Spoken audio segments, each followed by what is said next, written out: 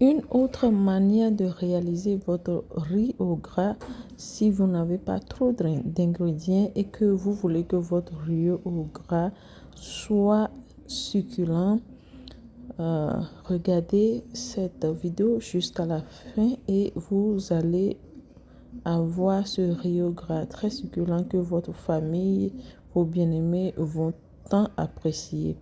Donc, du coup, j'ai ajouté à la marmite qui est déjà au feu de l'huile. Et à cette huile, j'ai ajouté de l'oignon, de l'ail, du romarin et une mixture de différentes couleurs de poivre. Ça dépend de ce que vous avez dans votre cuisine. Vous laissez les légumes et les épices frits, les faire sauter pour un certain moment pour que l'oignon et autres soient translucides. Et maintenant, je les ajoute au mixeur, bien mixé. Je reviens ici à la marmite. Voilà l'huile que j'ai utilisée pour faire sauter les épices et les légumes. Voilà, j'ai ajouté à l'huile là de la tomate concentrée, un peu de bicarbonate de soude pour enlever l'acidité ou bien l'aigreur de la tomate concentrée. J'ai ajouté maintenant la mixture qui a été faite au préalable. Maintenant, j'ajoute du sel et du cube au bouillon en poudre. Ici, j'ajoute mon riz bien lavé. Déjà, j'ajoute le riz bien mixé, rassurez-vous que vous avez bien mixé avec la sauce et j'ajoute de la carotte. Ça dépend de vous, les légumes que vous voulez ajouter à votre riz au gras. Maintenant, j'ajoute de l'eau bouillie.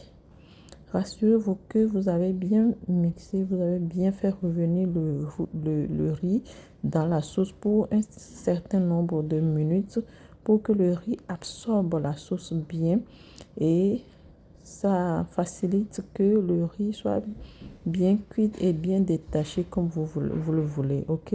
Donc, vous avez vu que j'ai ajouté de l'eau chaude, mais pas trop d'eau pour submerger le riz. Juste au niveau du riz, l'eau est juste au niveau du riz bien incorporée.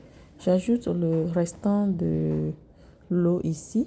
C'est de l'eau chaude bien sûr, ça aide la cuisson aussi. Vous n'ajoutez pas trop d'eau, mais ça aide le riz à être bien cuit et bien détaché. Voilà. Je rassure que le riz soit bien mixé avec tout. Et maintenant, j'ajoute mes petits pois. Vous pouvez ajouter ce que vous voulez à votre riz. Ça dépend de vous. Vous pouvez ajouter de la maïs, des poivrons, quoi que vous voulez.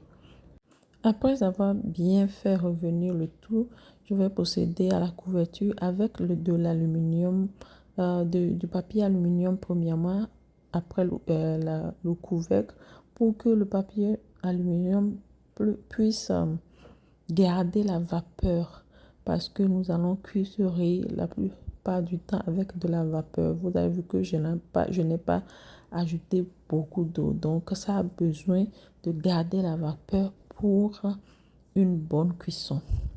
Donc je fais revenir le tout et je recouvre encore parce que c'était pas prête. Vous lui donnez du temps. Vous mettez le feu à moyen doux, feu doux. Vous recouvrez et je reviens ici comme ça pour checker encore. Maintenant, nous allons voir que le riz est presque cuit, mais je me rassure de bien mixer, faire revenir le fond de la marmite en haut parce que des fois, le fond de la marmite sera bien cuit, mais le haut n'est pas. Donc, vous allez faire revenir le tout ensemble et recouvrir. Et voilà mon dernière étape. Vous allez voir que ici, le riz est cuit. Tout est prêt maintenant, le riz est cuit. Donc, souvent, quand je n'ai pas de l'eau de bouillon d'une cuisson de viande précédente, j'utilise cette méthode. Je fais sauter de l'oignon, surtout quand l'oignon est caramélisé.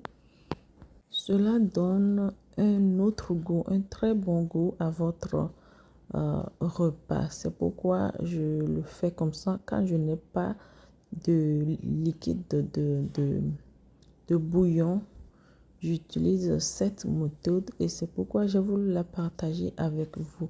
Si vous avez aimé la vidéo, n'oubliez pas de liker et de partager. Merci. Ciao, ciao.